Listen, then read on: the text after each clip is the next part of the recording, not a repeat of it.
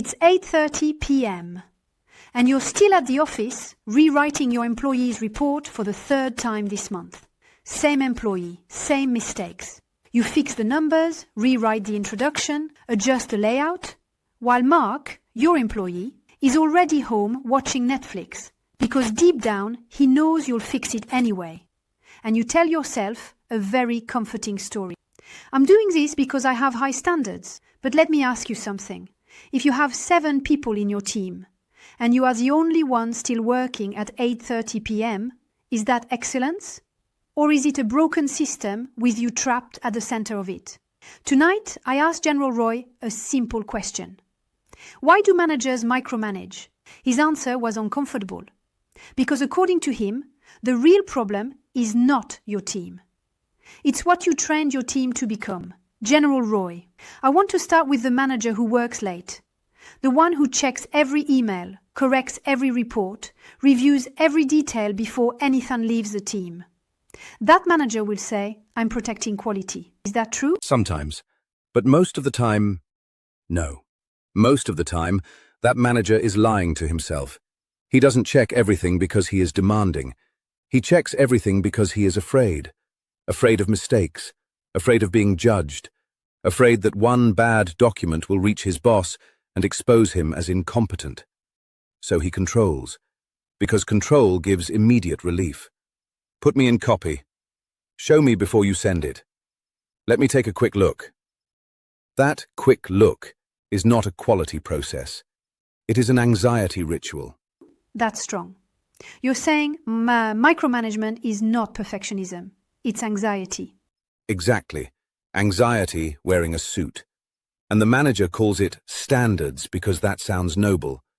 But fear always disguises itself as responsibility. But wait. Let me push back. Some managers really do have weak teams. If they stop checking, quality collapses.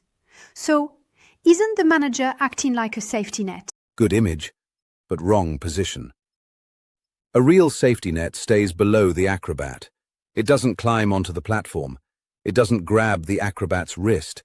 It doesn't swing with him during the jump. That is what a micromanager does. He tells himself, I'm the safety net. No, he is holding the acrobat's hand in mid-air, and then he is surprised that the acrobat never learns balance. That image is painfully accurate. So the manager thinks he is preventing the fall, but actually he is preventing the learning. Correct. And that is the tragedy of micromanagement. You prevent short-term failure, and you manufacture long-term dependence. In the first version of this problem, we talked about the employee who sends the same bad report again and again. Let's call him Mark. Why does Mark keep making the same mistakes? Is he careless? Maybe. But before accusing Mark, audit the system. Mark is not stupid. Mark has learned the rules. If he sends a rough report at 3 p.m., his manager will rewrite it at 8:30 p.m. So what does Mark's brain learn? Quality does not belong to me. My work is just a draft. The real final version happens above me. That is rational. Lazy? Maybe, but rational. The system trained him. So, every time the manager rewrites the report, he sends a silent message. Don't worry, I'll carry the quality. Yes. And after enough repetitions, Mark stops thinking ahead. He stops checking sources. He stops proofreading. He stops anticipating objections. Not because he cannot think, because thinking has been outsourced upward. I call this the switched-off brain syndrome. You have 7 people in the team, 7 pairs of hands, but only one brain still running, yours, and it is overheating. That's brutal, but it explains something managers say all the time. My team lacks autonomy. No, your team lacks necessity. You removed the necessity to think, and then you complained they stopped thinking. So the manager creates the exact problem he complains about. Every single time. Micromanagement is not just a bad habit, it is a training program. You are training your team to wait, to submit drafts, to avoid ownership, to let you carry the consequences, and then you call that lack of initiative. No, It is obedience to the system you built. I want to stay with that because I think a lot of managers will feel attacked here. They will say, I'm not trying to infantilize people. I'm trying to keep the ship afloat. That is exactly the problem. Imagine a ship in a storm. The captain sees the rowers losing rhythm, so he panics. He pushes one rower aside, then another, and finally he grabs the oars himself. For a few minutes, the rhythm improves, because yes, he rows better. But while the captain is rowing, who is steering the ship? No one. Exactly. No one is watching the rocks. No one is reading the horizon. No one is commanding the vessel. That is the micromanager. He is so busy doing the work that he abandons command. A leader does not pull every oar. A leader keeps the ship oriented. So when the manager says, it's faster if I do it myself, He is probably right. It is faster once, but if it becomes the system, he has not saved time. He has purchased permanent dependence. Very expensive transaction. okay, so the manager is anxious. The team has learned dependence. The manager has become the bottleneck, but we still have a real problem. If the manager stops checking tomorrow morning, things may genuinely collapse. So what is the answer? Stop controlling and hope for the best? No, that is not leadership. That is abandonment. The solution is not to control less. The solution is to control differently. Right now, the micromanager controls gestures. Show me the draft. Copy me on the email. Let me approve before you send. That is surveillance. Exhausting for the manager. Humiliating for the team. Command does not work like that. Command controls the system. Not every movement inside the system. So we don't remove control, we move control. Correct. From people to standards. From anxiety to instruments. A fighter pilot does not survive by staring at every cloud outside the cockpit. He flies with instruments. You need 3. Ready equals. C.C.I.R. Commander's Critical Information Requirements. Backbrief. Quality. Emergency. Alignment.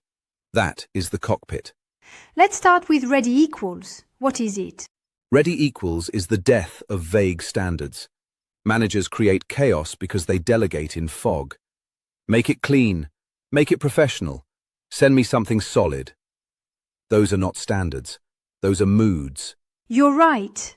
Professional can have so different meanings depending on the person. Exactly. For you, clean means no spelling mistakes, verified numbers, correct template, executive summary on page 1, PDF exported correctly, file named correctly. For Mark, clean means spell check passed. That gap is where your evening disappears. So, ready equals closes the gap. Yes. You define what finished means before the work starts. 5 criteria maximum. Binary, yes or no. No poetry, no interpretation, no almost. Example, ready equals 1. Numbers checked against source file. 2. Executive summary on page 1. 3. No spelling errors. 4. Client template used. 5. PDF exported and named correctly. If one criterion is missing, the work is not ready. Not nearly ready. Not good enough. Not ready. It sounds simple, maybe a little too simple. Most command tools are simple. The difficulty is not understanding them. The difficulty is applying them when your anxiety wants to take over. And what happens if they still send work below standard? You send it back, immediately. 1 sentence.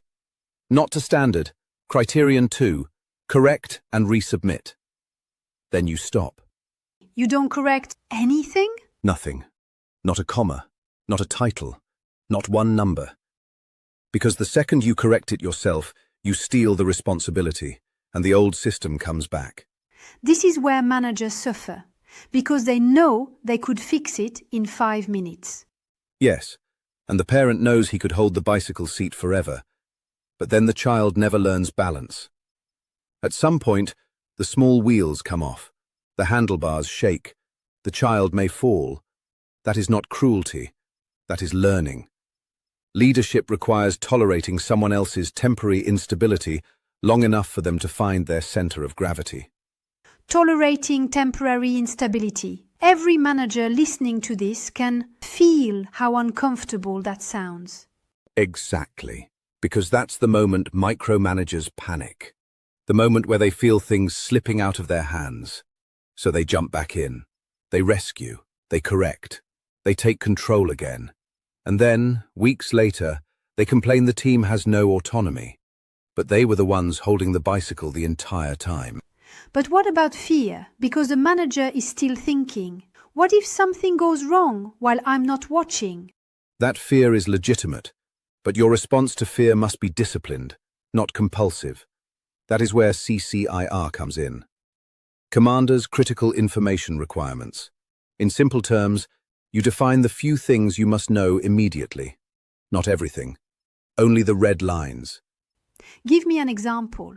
You say to the team, you have full autonomy on this project, but I want to know immediately if one of three things happens. The budget exceeds 10%, the client threatens to leave, a legal or safety risk appears. Everything else, you decide. 3 red lines. Clear, concrete, non-negotiable. So the manager is not asking for constant reassurance. He is defining alert triggers. Exactly. Most managers ask for updates because they want emotional relief. CCIR replaces emotional relief with operational thresholds. If your phone does not ring, the house is not burning. You can breathe. You can work on the horizon instead of staring at every spark. But what if the team hides problems? A lot of managers will say, they won't tell me until it's too late. Then 2 things are possible. Either your red lines are unclear, or your culture punishes bad news. Both are your responsibility. If you say, tell me if there's a problem, that means nothing. You will get 15 alerts about minor issues, or 0 alerts about real danger. But if you say, call me if the budget exceeds 10%, that is binary. And when someone raises the alert correctly, you thank them, even if the news is bad, because you are not rewarding the problem, you are rewarding the signal. That's a big distinction. Reward the signal, not the problem.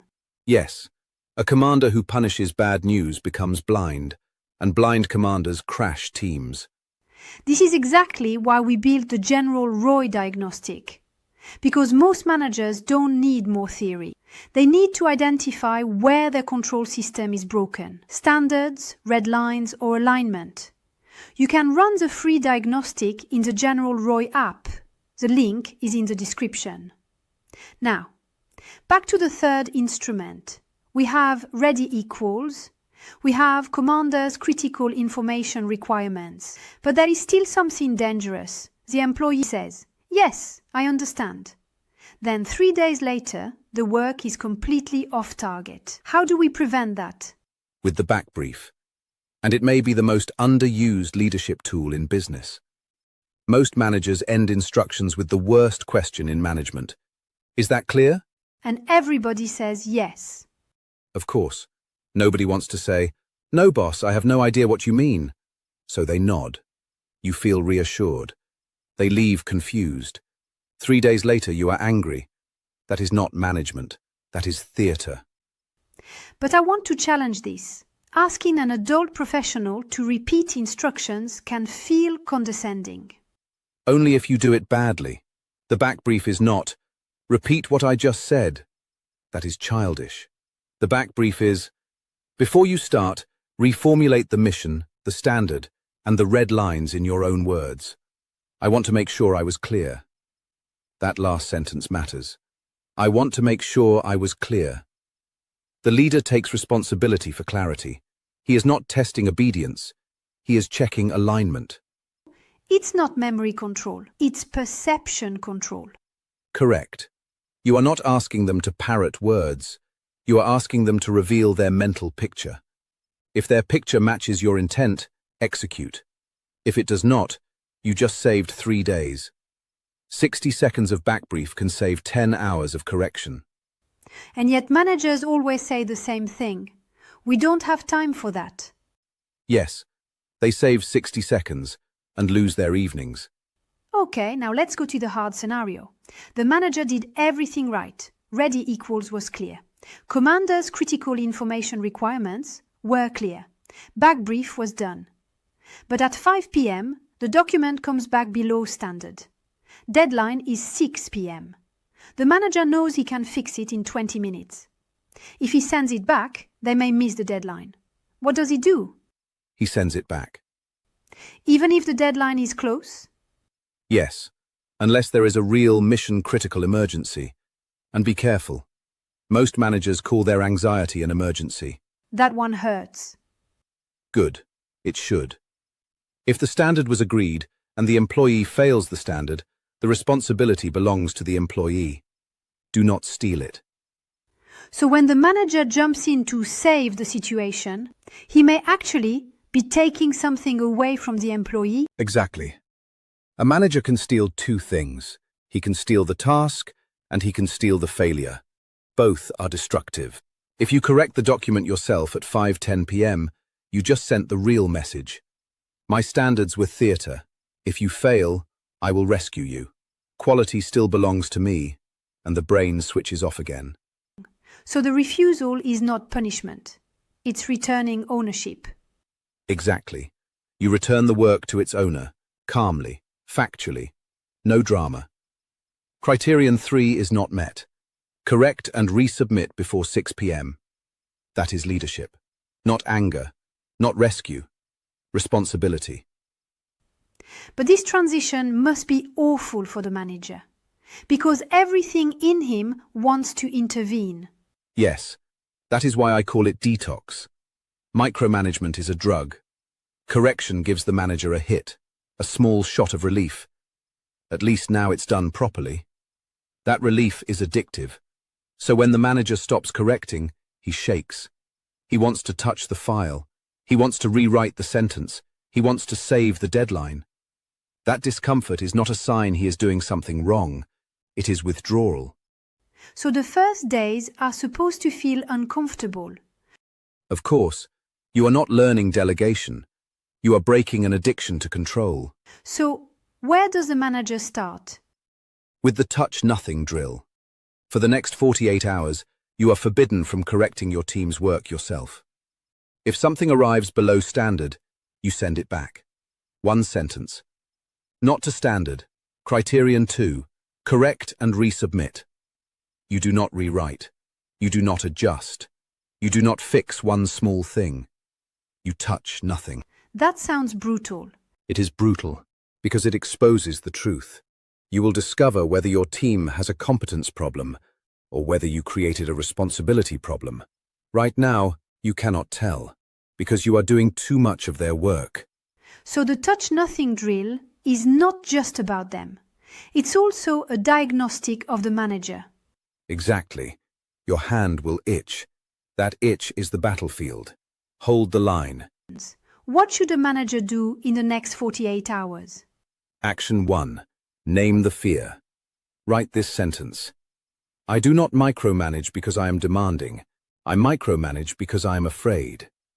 If that sentence offends you, good, it found the target. Action 2. Build one ready equals checklist. Pick the deliverable that causes you the most rework. A report, a client email, a presentation, a weekly update. Define 5 binary criteria. Then send this message. From now on, this deliverable is ready only when these 5 criteria are met. Action 3. Define 3 CCIR, 3 red lines for your current project. Budget, delay, client escalation, legal risk, safety issue. Then tell the team, you have autonomy inside the frame. If one of these red lines is crossed, alert me immediately. Everything else, you decide. And Action 4, because this one matters. Use the backbrief. Before they start, ask, reformulate the mission, the standard, and the red lines in your own words. Then listen. Do not interrupt. Their answer will show you whether command has landed. Wait, you said 3 actions, and somehow you still gave them a 4th. Yes, because micromanagers always want a shortcut. They do not get one. Okay, that's actually fair. Then go home at 6 p.m., not because everything is perfect, because the system is now working without your hands on every lever. That is the point. I think what General Roy is really saying is this. The manager still working at 8:30 p.m. is not the most committed person in the company. He may simply be the most trapped by fear, trapped by the need to be useful, trapped by a system where everyone brings him unfinished work because he told them he would finish it. And that is uncomfortable, because it means the solution is not just to trust more. That is too vague. The solution is to build the instruments that make trust operational. Ready equals for quality. Commanders' critical information requirements for red lines. Backbrief for alignment. And then the hardest part, not touching the work when the system is tested. If you recognize yourself in this conversation, if your team depends on you too much, if you keep saying, "It's faster if I do it myself," then run the free diagnostic in the General Roy app. It will help you identify where your command system is broken. Start free. Run the diagnostic. Then stop doing your team's work. The link is in the description. You are not the safety net. You are the commander. Stop holding the acrobat's hand. Build the system that makes him fly. Fall out.